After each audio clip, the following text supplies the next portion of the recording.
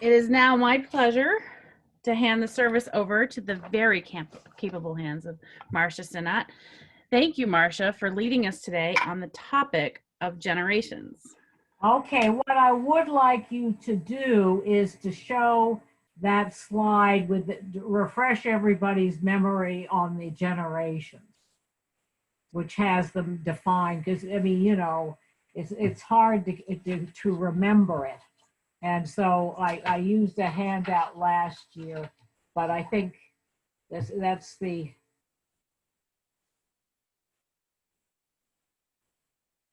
Okay, all right. So I'm using tables from 218.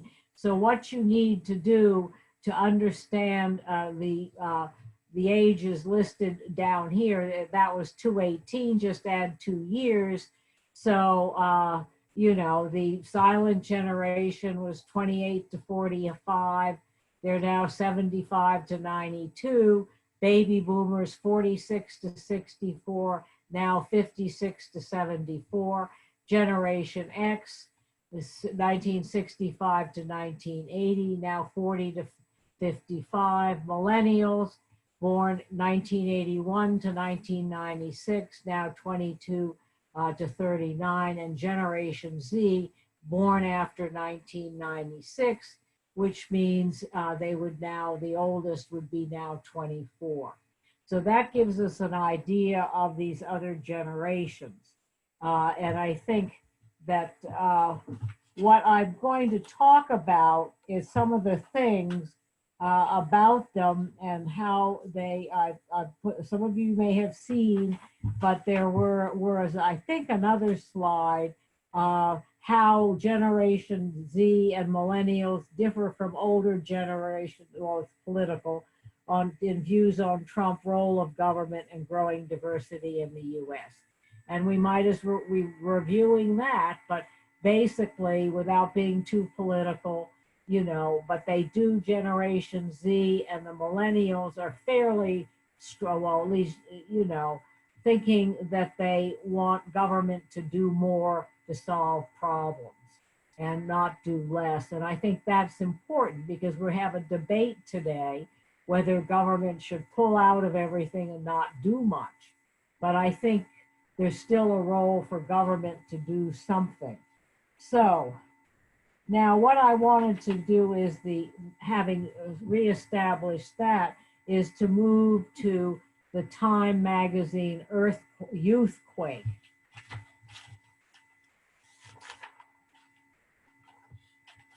Okay, many of you may have seen this. It was published in Time February 3rd, 2020. And that, of course, was just before the pandemic occurred in March, and it was around somewhere in the world. And so they were very optimistic. There are excellent articles about them. One person, a representative, Haley Stevens, a Democrat of Michigan, said, "Kids of the 90s, we grew up thinking that we were going to change the world." So that was their view, that they could change the world and all would be well. But they now have to deal, in addition to some of the things they had to deal with before, I mean, their debt is rising. The millennials ended up owing nearly 4 times as much in student loans as their parents did. The student debt burden in the US now stands at 1.6 trillion, most of which is owed by younger generations. Between student debt and the financial crisis in 2008, millennials are lagging behind boomers and Generation Xers. So, they have much less wealth than their parents did. And in that sense, their future may be somewhat less optimistic. But on the positive side for, I think, our future, millennials and Generation Z are the most racially diverse generation in US history.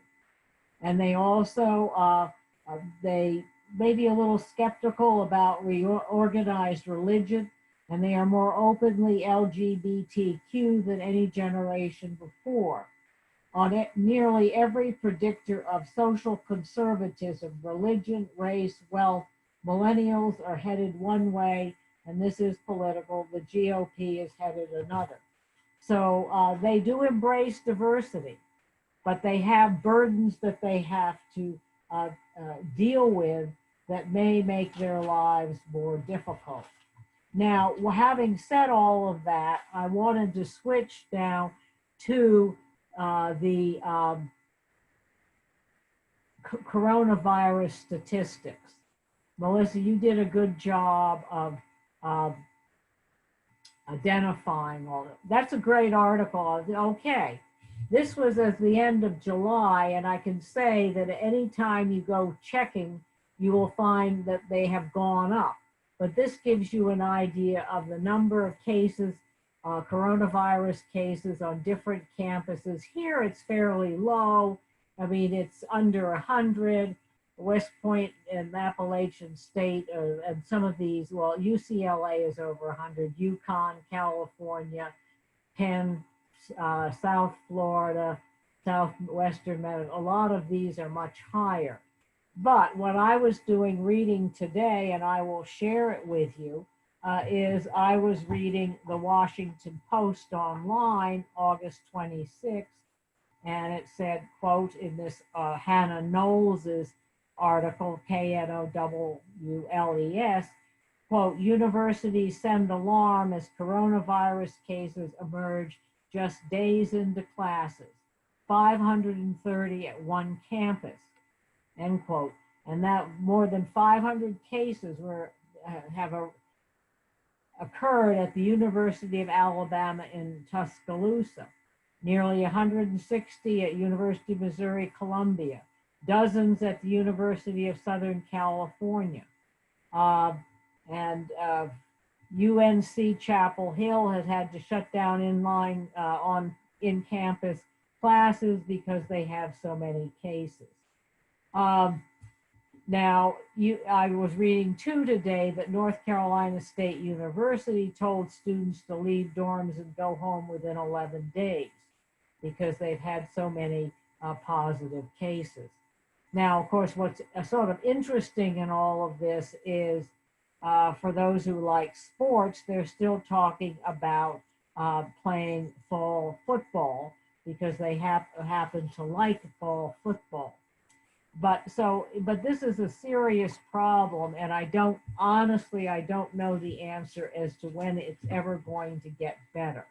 It's just going to be something that they have to deal with, and I don't know what the answer will be.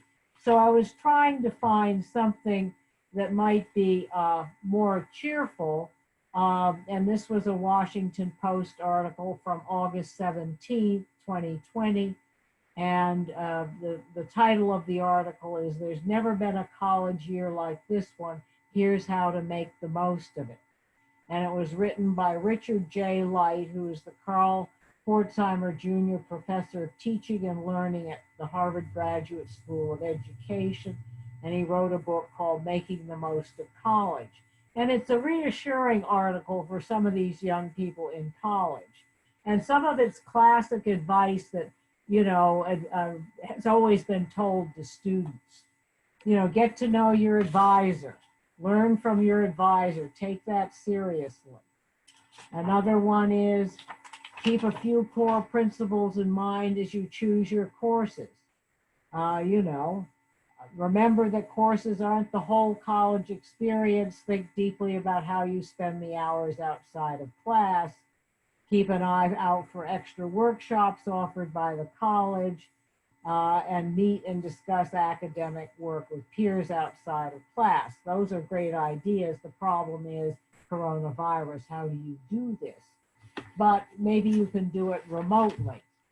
But and then he also said, which I thought was good, go out of your way to befriend some people who disagree with you. If you seek to simply surround yourself with views and perspectives identical to those you grew up with, you will miss college at its best. These discussions might not change your core beliefs. They might even strengthen your convictions, but they will teach you to think more deeply, more rigorously, more subtly than before you began. And then I think a very positive note, it will be hard. Maintain a sense of optimism and goodwill. This year will look different, but disruption can lead to innovation.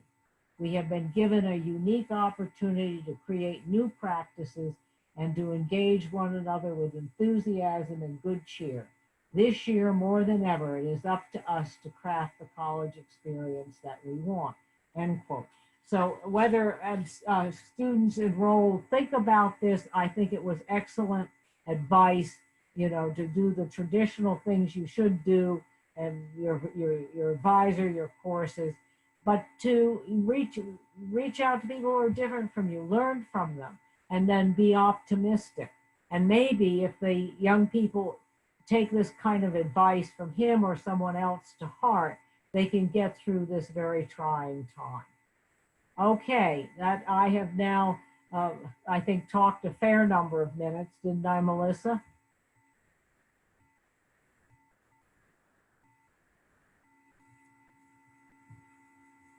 So what